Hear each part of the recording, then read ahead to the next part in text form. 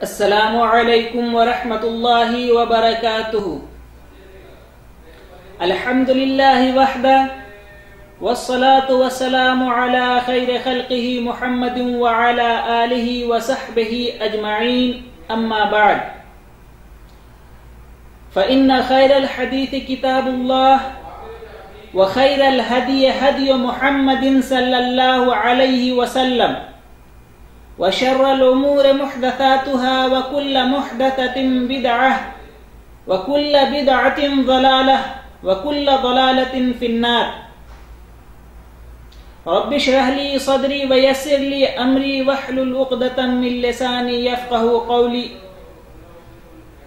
محترم بھائیو، ساری تعریفیں، ساری بڑائیاں اللہ رب العالمین کے لیے ہے، جس نے ہمیں اشرف المخلوقات میں بنایا، جس نے ہمیں اپنے تمام مخلوقات میں سب سے افضل اور سب سے اعلیٰ بنایا کہ اللہ تبارک و تعالیٰ کا ہم اس نعمت پہ شکریہ ادا کرنا چاہیں تو نہیں ادا کر سکتے۔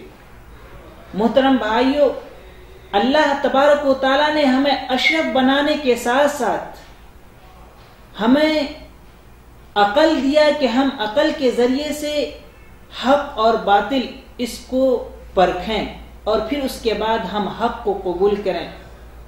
پیارے بھائیوں، ہم نے یہ ارکان اسلام کا تیسرا پارٹ چل رہا ہے۔ پہلا شہادت کا گزر چکا، مختصراً صلاح کا بھی گزر چکا، نماز کا، اور آج اس پروگرام میں ہم مختصراً زکوٰۃ کے بارے میں، جو اسلام کے رکن میں سے ایک رکن ہے، بات کریں گے۔ پیارے بھائیوں، اللہ تبارک و تعالیٰ قرآن مجید کے اندر ارشاد فرماتا ہے کہ یمحق اللہ الربا ویربی الصدقات واللہ لا یحب کل کفار اثیم۔ یہ زکوٰۃ اسلام کے رکن میں سے ایک رکن ہے۔ جب انسان کا مال، جب مسلمان کا مال نصاب کو پہنچ جائے تو اللہ تبارک و تعالیٰ نے اس میں زکوٰۃ فرض کیا ہے، اور وہ زکوٰۃ کا مال لے کر کے مالداروں سے غریبوں میں جو اس کا حقدار ہے، جو اس کا مستحق ہے، اسے دیا جاتا ہے۔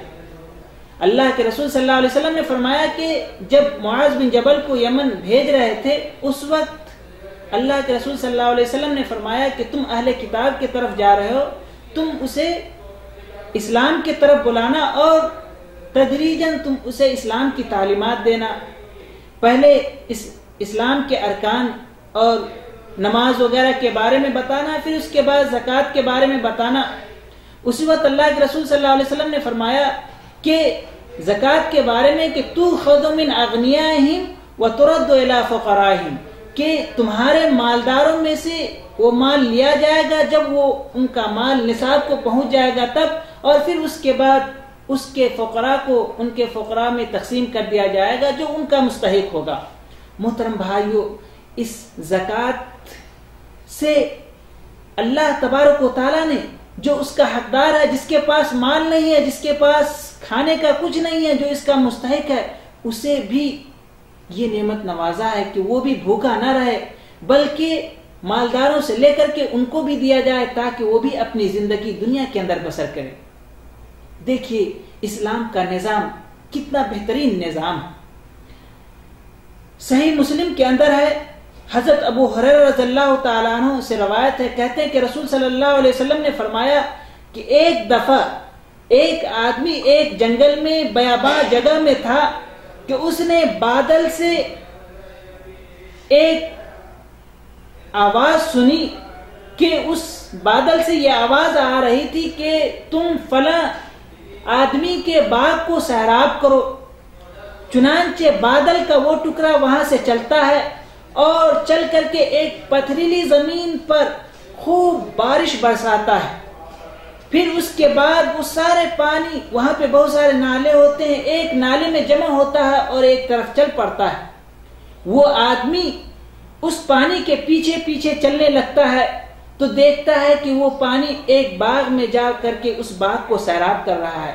وہ آدمی اس باغ کے اندر داخل ہو جاتا ہے اور داخل ہونے کے بعد دیکھتا ہے کہ ایک آدمی اس باغ کے اندر ہے. چنانچہ وہ اس آدمی سے پوچھتا ہے کہ تمہارا نام یہ ہے؟ وہ آدمی کہتا ہے کہ ہاں.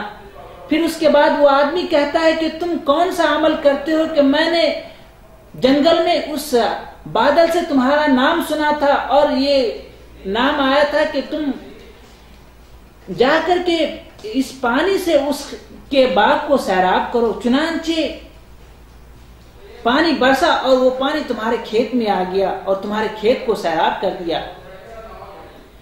چنانچہ وہ شخص کہتا ہے کہ میں کوئی عمل نہیں کرتا، بس میرا ایک عمل ہے کہ میں اب اس کھیتی سے جو پھل آتا ہے، جو اناج آتا ہے، میں اس کو 3 حصوں میں تقسیم کرتا ہوں.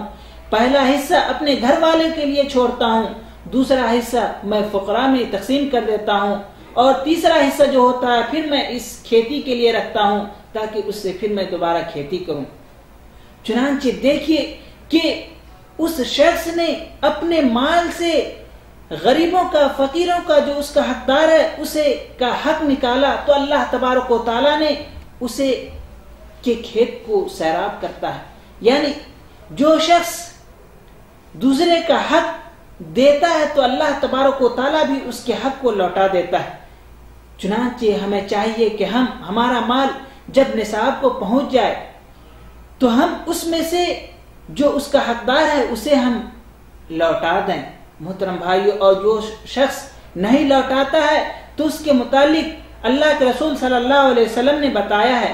صحیح بخاری کے اندر ہے کہ جسے ابو ذر رضی اللہ تعالیٰ عنہ نے روایت کیا ہے، کہا ہے کہ رسول صلی اللہ علیہ وسلم نے فرمایا کہ جس کے پاس اونٹ، گائے، بکریاں ہوں اور ان کا زکوٰۃ نہ ادا کرتا ہو تو قیامت کے دن وہ جانور زیادہ سے زیادہ قد آور اور موٹے ہونے کی حالت میں لایا جائے گا اور اپنے مالک کو پاؤں سے روندے گا اور سینگوں سے مارے گا اور مارتے ہوئے گزر جائے گا. جب آخر والا گزر جائے گا تو پھر پہلا والا اس کے اوپر لوٹا دیا جائے گا. یعنی پھر دوبارہ ویسے ہی چلتا رہے گا یہاں تک کہ لوگوں کے درمیان فیصلہ کیا جائے گا. یہ سزا اسے اس دن ملے گی جس دن کی مقدار 50,000 سال ہے. اس کے بعد اس کے جنت اور جہنم کا فیصلہ ہوگا اور جنت یا جہنم کا راستہ دکھایا جائے گا. محترم بھائیو، لہذا ہمیں چاہیے کہ ہمارا مال جب نصاب کو پہنچ جائے تو ہم اس میں جو حق ہوتا ہے اس کا حق ادا کریں. ایسے ہی صحیح بخاری کے اندر حضرت ابو ہریرہ رضی اللہ تعالیٰ عنہ سے روایت ہے، کہتے ہیں کہ رسول صلی اللہ علیہ وسلم نے فرمایا کہ